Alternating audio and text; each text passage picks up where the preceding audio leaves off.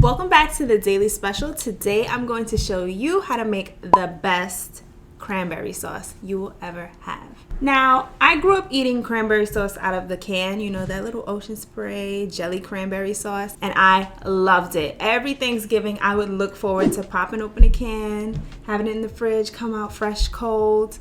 I used to love it, putting it on the side of my turkey, my macaroni and cheese. I just like that sweet tart flavor combination with all of my savory food. But this year I decided to try a little something different, and I was like, well, why can't I make cranberry sauce myself? So I didn't know what to expect, but if you like that jellied cranberry taste, it's very reminiscent, but it's 1,000 times better. There's so much more flavor from the cinnamon, from the orange. You get some citrus. I love it so much. So I'm going to show you how to make it right now. Let's get to it. We're starting off with all of our ingredients. So I have 12 ounces of fresh cranberries. I found these in Target and they were only $2.50. I have some white sugar, some brown sugar, 1 cinnamon stick, the peel from an orange. I'm only going to use half of this, a sprig of thyme, and some juice from the same orange. Now, I only got 1/4 cup of juice out of that orange, and we want a cup of liquid in our cranberries, so I'm going to fill the rest of the way with water. Place your water and your orange juice inside of a saucepan, and then I'm going to add in our sugars, the white sugar and the brown sugar. And we're going to leave that over medium heat until the sugars dissolve. Make sure you stir the sugar well so that every grain can be dissolved into our liquid.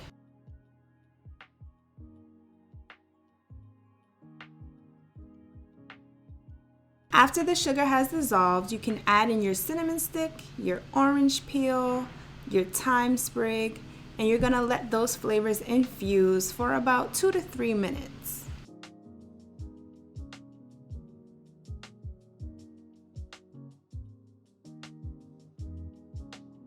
Bring the mixture to a light boil, and then you can introduce your cranberries into the mix.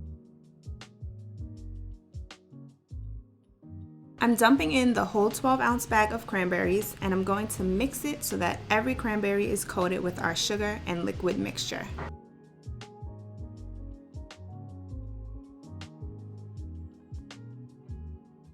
You're going to leave this mixture on a boil for about 10 minutes. Now, if you see that the bubbles are rising a little bit too much for you, you can turn it down to a simmer, but other than that, it should be good.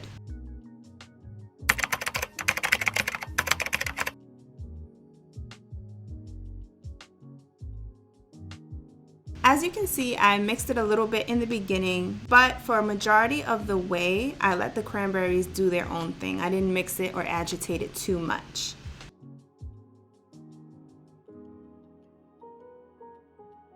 If you're a little nervous about the foam that's forming on the top, don't worry, it goes away as the cranberries continue to cook down. The cranberries are releasing their natural sugars, so that kind of helps with the sweetness of the sauce. It won't be too tart, and it helps with the thickening of the sauce.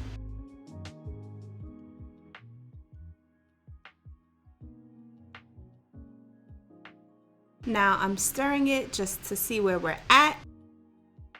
This is an extra step that you don't have to do, but I like to. I'm crushing the cranberries a little bit so that my sauce can have little pieces of cranberries, but also a little puree as well.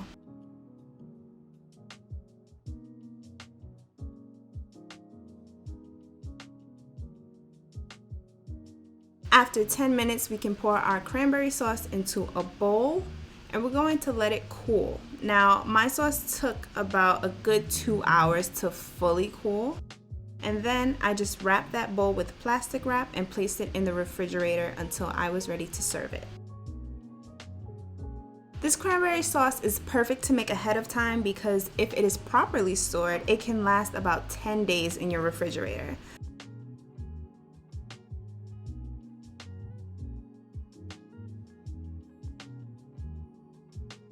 And that was my cranberry sauce. It looks so good. All you have to do is chill it for a few. It comes together in 15 minutes. This is no work. It's no work on your part. You're just gonna let the sugars dissolve, let it do its thing, and you have cranberry sauce. Make sure you guys follow me on Instagram at The Daily Speshyl. I share so many things there, recipes, kitchen tips, how-tos. You can check it out right here. And make sure you check out my website for these recipes. I have all of my recipes that I do here on YouTube. And I have a little what I learned in culinary school section where I write about my journey in culinary school and what we do on a day-to-day basis. And you can check that out here as well. That's it for today. If you're thinking about trying this recipe, make sure you let me know in the comments below. And if you do try it, let me know how it came out.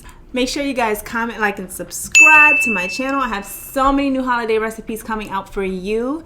So I hope you enjoy them and I hope you stay tuned. Thank you guys for watching. I love you so much and I will see you next time. Bye.